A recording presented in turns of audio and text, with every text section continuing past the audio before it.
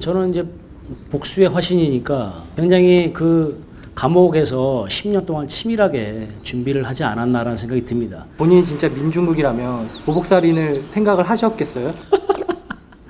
질문이. 자, 눈빛이 자꾸 변해요. 폐허와 용선대.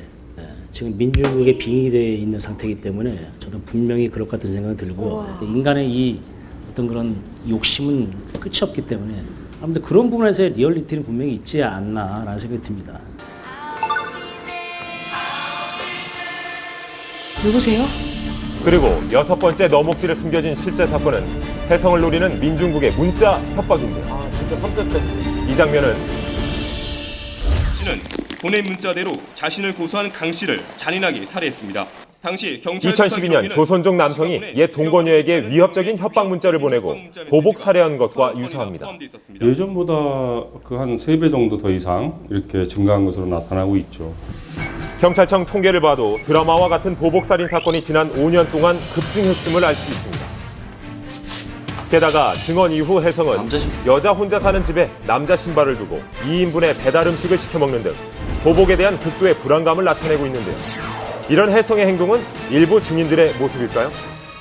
과거에 충격적인 어떤 경험을 하게 되면 그 경험이 10년이 지난 후에도 지속되는 경우가 있어요. 통상 이제 그걸 외상후 스트레스 장애라고 하는데 현재도 그 고통을 똑같이 느끼는 거죠. 보복범죄로부터 피해자를 보호하는 시스템이라든가 이런 처벌이 강하지 않으면 주변에서 알아도 도와주지 않는 그런 문화가 형성될 겁니다.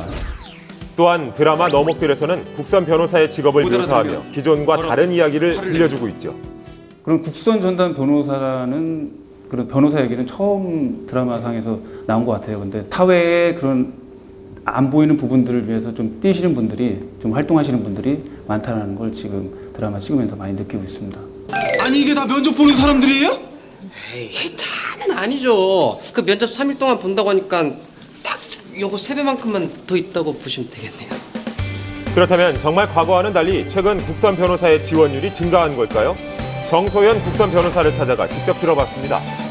계속 증가하는 추세고 실제로도 좀 높습니다. 최근에는 10대 1까지도 된 걸로 알고 있습니다. 공소 사실을 인정하고 깊이 반성하고 있습니다. 무죄라고 잡아뗄래? 아니면 유죄 인정하고 반성할래? 일부 잘못된 행태를 꼬집으며 변화된 국선 변호사의 모습을 보여주는 너목들. 실제로 국선 전담 변호사분들이 의뢰인분들을 위해서 되게 열심히 일해 주신다고 들었는데 저의 전담 이제 변호사분이 진심으로 믿어줘야 되는데 제 말을 아무도 안 믿어준다고 생각하니까 정말 많이 억울하고 좀 답답했어요. 이전에도 뭐 법정 드라마나 뭐 이런 거 많았었는데요. 여느 드라마보다 이 드라마가 제일 사실적인 것 같아요. 우선은 되게 세세한 것도 되게 많이 신경을 썼더라고요. 이제 기록 부대 잘 쓰는 연필이라든지 뭐 볼무 이런 것도 세세하게 많이 했었고 로드뷰나 이런 걸 봐서 사건 현장을 기록상에 있더라도 혹시라도 빠진 부분이 없는지 좀 꼼꼼하게 증거 체크 같은 거 많이 하세요. 이렇게 작은 부분까지 리얼리티를 살렸다는 사실 여러분도 모르셨죠? 변호사는 개자식이고. 모든 드라마가 그렇겠지만 진짜 같아야 하거든요. 근데 진짜 실제 사건들을 모티브로 가져왔으니 이야기 구성도 더 탄탄해질 수 있고 그래서 시청자들 사랑받지 않을까요? 수요일과 목요일에 이 민중국의 서늘한 어떤 그런 기운을 한번 느껴보시기 바랍니다. 또 어떤 실제 사건들이 드라마 곳곳에 숨어 있을지 궁금한데요. 갈수록 더욱 눈을 뗄 수 없는 너목들 기대가 됩니다.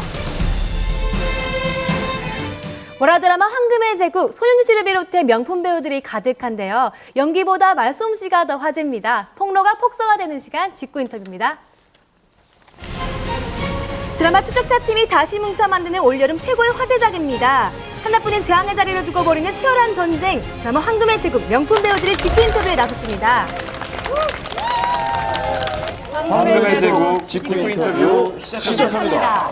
이제껏 볼 수 없던 스타들의 모습 기대하셔도 좋습니다.